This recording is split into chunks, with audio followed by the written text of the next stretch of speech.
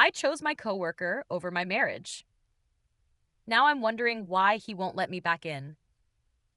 That's literally my life right now, and I honestly can't believe I'm in this situation. I'm Victoria, 32, and I never thought I'd be that woman, the one who blows up her whole marriage for someone else. But here I am. Thomas and I were together for 5 years. 5 whole years of my life that I thought were pretty good until they just weren't. It's hard to explain exactly when things started feeling off. Maybe it was when he got that promotion last year and suddenly was working late 3 nights a week. Or maybe it was how we stopped having those deep conversations and just talked about bills and his daughter's school stuff. His daughter Emma is 9 from his previous relationship. She's a good kid, I guess. I tried with her. I really did. But it's not easy stepping into someone else's mom role, especially when her actual mom is still in the picture every other weekend, undermining everything I try to establish between us. I wanted to scream every time Emma came home saying, "But my mom lets me." Anyway, that's when Ryan started at our office. He transferred from the Seattle branch, and from day one, there was just this energy between us. Now, Thomas hadn't looked at me the way Ryan did in years. Ryan actually listened when I talked about my day instead of nodding while scrolling through his phone, and he noticed things like when I changed my hair or wore a new outfit. Thomas stopped noticing that stuff long ago. I wasn't planning anything at first. We were just friends, grabbing coffee during breaks, texting about work stuff. Then the texting started going later into the evenings. I'd be sitting on the couch with Thomas, watching whatever boring documentary he picked, secretly smiling at something funny Ryan sent. That should have been my first warning sign hiding my phone screen, but I told myself it was innocent. The office holiday party changed everything. Thomas couldn't go because Emma had a school performance that night. Ryan and I ended up talking in the corner for hours, and when everyone else had left, he kissed me in the parking lot. I should have stopped it there. Instead, I kissed him back hard. After that night, I couldn't stop thinking about Ryan, comparing him to Thomas constantly. Thomas with his predictable routines and dad jokes, and the way he'd fall asleep on the couch by 9:30. Ryan was exciting and spontaneous and made me feel like the most fascinating woman in the world. Those other women at work were so jealous, always giving me these looks when Ryan and I would go to lunch. Basically, they couldn't handle that a guy like Ryan would choose me over them. I started making excuses to work late, creating fake girls' nights. The lies came so easily, which probably should have been another warning sign, but I was high on the feeling of being wanted again, of feeling alive. Thomas barely questioned my sudden busy schedule. He was too caught up with work and Emma to notice what was happening right under his nose. Then Ryan asked the question that changed everything. "Why are we sneaking around? You're not happy with him. Just leave." It seemed so simple when he put it that way. Why was I staying in a marriage that had lost its spark? I deserved happiness. I deserved passion. So I made my decision. I waited until Emma was at her mom's for the weekend. I sat Thomas down and told him I wanted out. I didn't mention Ryan. I'm not completely heartless. I just said I wasn't happy anymore and needed space to figure myself out. Thomas looked like I'd struck him. He kept asking what he'd done wrong, what he could fix. But the truth was, I was already gone. My mind was full of the future I'd have with Ryan. "Is there someone else?" Thomas finally asked, his voice breaking. "No," I lied, looking him straight in the eyes. "This is about me, not you." I packed a suitcase that night and went to Ryan's apartment. He seemed surprised to see me with luggage, like he hadn't actually expected me to go through with it. But he recovered quickly, helped me bring my stuff inside, and we celebrated my freedom with wine and the kind of attention Thomas hadn't given me in months. The first few weeks with Ryan were exactly what I needed. No more planning dinners around Emma's picky eating. No more waiting up for Thomas to finish work calls. No more pretending to care about his friends' boring stories at neighborhood cookouts. Just me and Ryan, free to do whatever we wanted, whenever we wanted. "We should take a weekend trip," Ryan suggested one Friday morning as we got ready for work. "Let's just drive up the coast, find a cute hotel, drink too much wine." That was something Thomas would never do. Spontaneous getaways weren't possible with a 9-year-old and his responsible dad routine.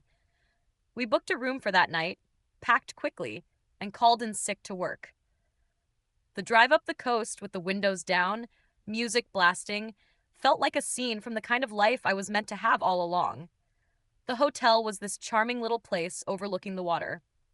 We barely left the room that weekend, except to grab food and more wine.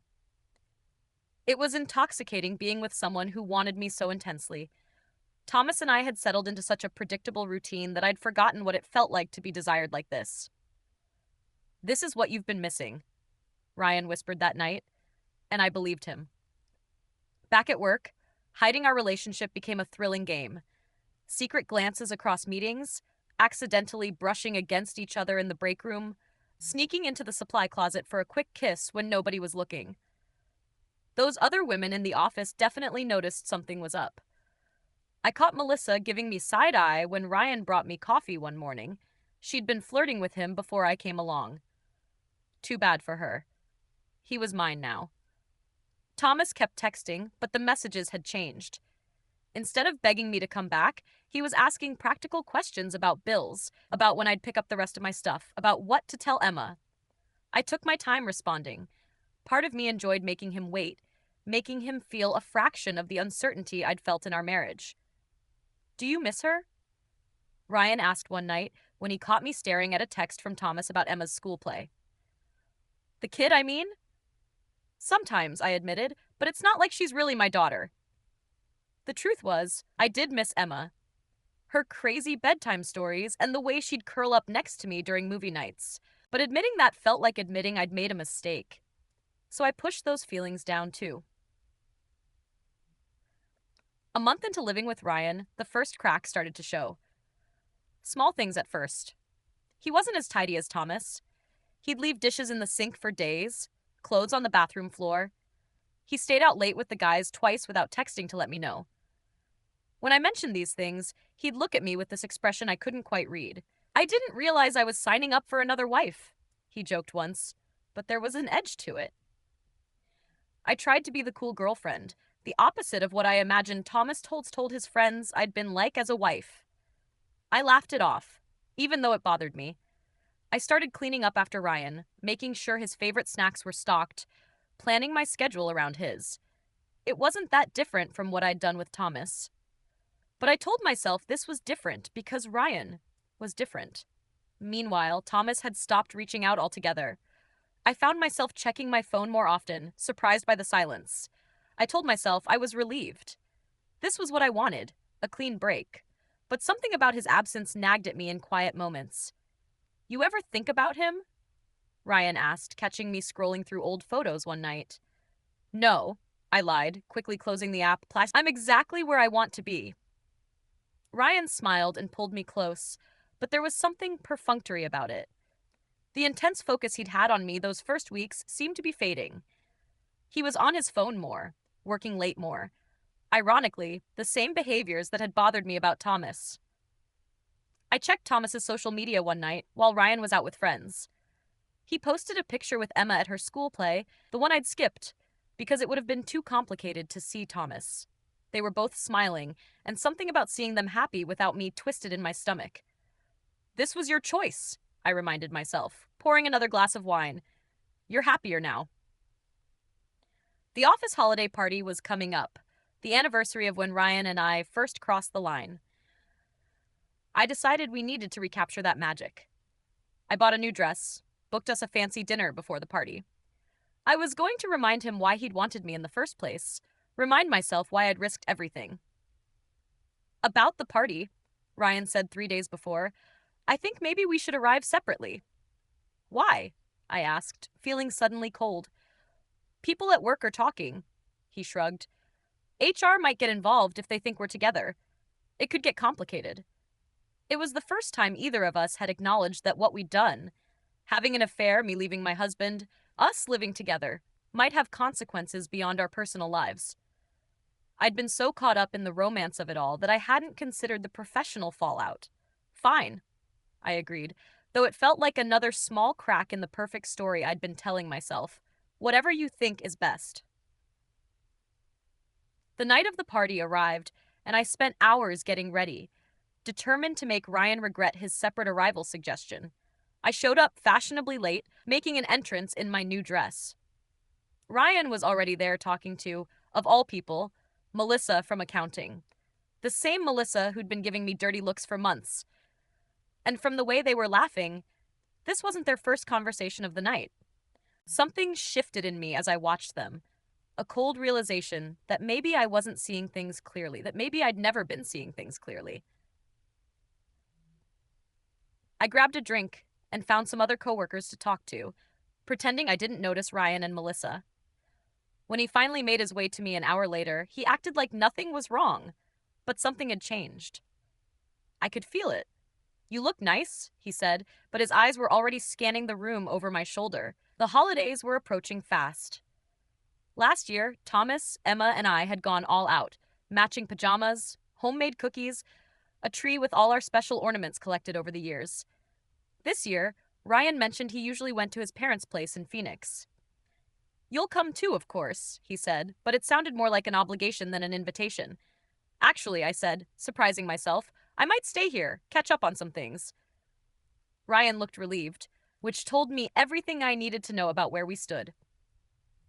As Christmas grew closer, I found myself driving past my old house, mine and Thomas's house. The lights were up outside, just like we always did. Through the front window, I could see the tree. I wondered if Emma had hung the ornaments we'd made together last year. I wondered if Thomas had kept them at all. I spent Christmas Eve alone in Ryan's apartment. He'd left for Phoenix that morning, promising to call. He didn't. I ordered Chinese food and watched cheesy holiday movies and tried not to cry. This wasn't how any of this was supposed to go. Christmas Day was even worse. I scrolled through social media seeing everyone's perfect family photos. Then I saw it. Thomas had posted a picture, him and Emma in front of their tree, both smiling. His caption, "Smaller family this year, but just as much love. Merry Christmas to all." I burst into tears, not because he looked miserable without me, but because he didn't. They were doing just fine, moving on, while I sat alone in an apartment that didn't feel like mine, with a boyfriend who was barely even that anymore, wondering how I'd convinced myself this was what I wanted. That night, after too much wine and self-pity, I did something I'd been wanting to do for weeks. I texted Thomas, "I've been thinking about you, both of you. I miss you. Can we talk when I get back from visiting family?" The lie came easily. I couldn't admit I was alone on Christmas. I stared at my phone for an hour, waiting for those typing dots. They never came. Ryan returned 2 days after Christmas. He brought me a generic souvenir magnet and acted like our relationship was perfectly normal. I didn't have the energy to confront him about not calling, about Melissa, about any of it.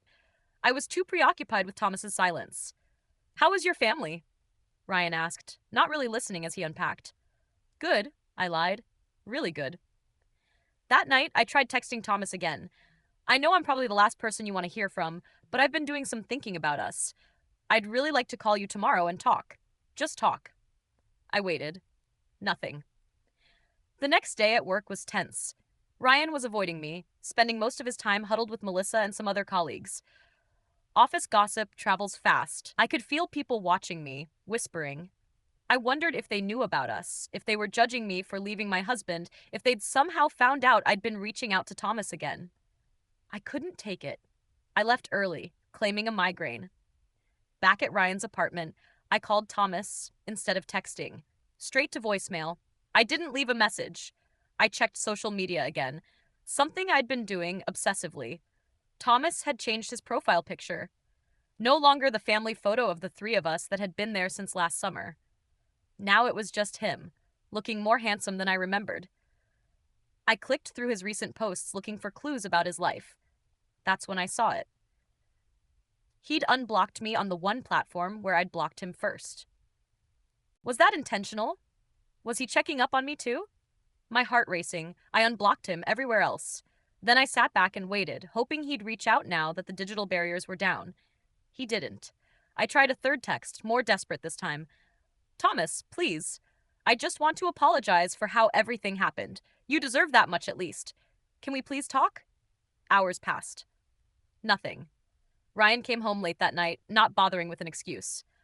I pretended to be asleep. I didn't want him to see I'd been crying. Didn't want to explain that my tears weren't even about him. As I lay there in the dark, listening to Ryan move around the apartment, the full weight of what I'd done hit me. I'd walked away from a good man who loved me, from a child who needed me, from a life that, despite its mundane moments, had been built on something real. And for what? For someone who got bored of me just as quickly as he'd become infatuated. For a fantasy that had dissolved the moment it became reality. The next morning, Ryan was gone before I woke up. A note on the counter said he had an early meeting. I knew without checking that he'd be sitting with Melissa in the break room, laughing over coffee like he used to do with me. I called in sick to work. I couldn't face them. Couldn't face anyone. I spent the day and a half moving around the apartment that still didn't feel like home. That's when I noticed subtle changes. Some of Ryan's things missing, drawers half empty. He was pulling away, preparing his exit, or maybe preparing for mine. In that moment, staring at the evidence that this relationship was already over, I made a decision. I was going to see Thomas in person. No more texts he could ignore, no more calls he could send to voicemail. I needed to look him in the eyes, to make him listen, to see if there was anything left to salvage. I drove to our house, his house now, rehearsing what I'd say. Apologies, explanations, promises to do better. I parked across the street, gathering my courage. That's when I saw her. A woman I didn't recognize coming out the front door. Thomas followed, carrying Emma on his shoulders. They were all laughing. Emma looked happy, happier than I'd seen her in a long time. Thomas leaned over and kissed the woman before they all got into his car and drove away. I sat frozen, watching them disappear down the street. The family picture was complete again. Only I wasn't in it anymore. Someone else had taken my place. Someone who made them both smile in a way I apparently never had. The reality of what I'd done and what I'd lost hit me like a physical blow. Thomas wasn't ignoring my texts because he was hurt or angry. He was ignoring them because he'd moved on. Because I no longer mattered. I drove back to Ryan's apartment in a daze. When I walked in, he was there, sitting on the couch with a serious expression. "We need to talk," he said. I almost laughed at the irony. Here I was, heartbroken over definitively losing my husband, about to be dumped by the man I'd left him for. "Melissa and I," he started. "Save it," I interrupted. "I already know." Ryan had the decency to look ashamed, at least. "I never meant for any of this to happen," he said. Another irony. Those were the exact words I'd planned to say to Thomas. "I think it's best if you find somewhere else to stay," Ryan continued. "I can give you a couple weeks." "I'll be gone tomorrow," I said, my voice surprisingly steady. That night, as Ryan slept on the couch and I lay awake in his bed for the last time, I scrolled through old photos of my life with Thomas and Emma. Birthday parties, vacations, ordinary days that I'd taken for granted. I'd thrown it all away for a fantasy that had lasted barely 3 months. The next day, I packed my things and left while Ryan was at work. I couldn't bear a formal goodbye. Couldn't stand to hear whatever carefully rehearsed speech he prepared about how these things happen or how nobody meant to hurt anyone. I checked into a cheap hotel and tried to figure out what came next. I had no husband, no home, no boyfriend. Soon I'd need to find a new job too. I couldn't keep working with Ryan and Melissa, watching their relationship flourish where mine had crashed and burned. Out of desperate habit, I checked Thomas's social media one last time. He posted a new photo, him, Emma, and the mystery woman at some winter carnival. His caption, "New year, new beginnings, new family member coming this summer. Couldn't be happier." It took me a moment to understand what I was reading. The woman was pregnant. Thomas was going to have another child. A child that should have been mine. Could have been mine if I hadn't been so selfish, so blind. I threw my phone across the hotel room and finally let myself sob. Huge, gasping cries that felt ripped from somewhere deep inside me. I cried for the family I'd lost, for the future I'd thrown away, for the person I'd become. Most of all, I cried because I knew with absolute certainty that there was no going back. Thomas had closed that door, locked it, and thrown away the key. In just a few months, I'd managed to destroy everything good in my life. I'd chosen excitement over stability, passion over partnership, fantasy over reality, and now I had nothing. No excitement, No passion, no fantasy, just an empty hotel room and the crushing weight of my own terrible choices. The worst part wasn't losing Thomas or even seeing him move on with someone else. The worst part was knowing that I had no one to blame but myself. I'd done this. All of it. I'd walked away from a good man who loved me, who would have worked on our marriage if I'd given him the chance. I'd hurt a child who trusted me to be there for her. I'd thrown away 5 years of building a life together for 3 months of excitement that turned out to be as substantial as smoke. I keep wondering when Thomas will answer my texts, why he won't let me back into the life we built. But I already know the answer. He's not keeping me out. I walked out. And while I was busy convincing myself I deserved more, he realized he deserved more too. More than someone who could throw away their family on a whim. More than someone who chose the fantasy over the reality. If this confession kept you hooked, make sure to subscribe, like, and share. We share powerful true stories every day that explore the complex realities of life.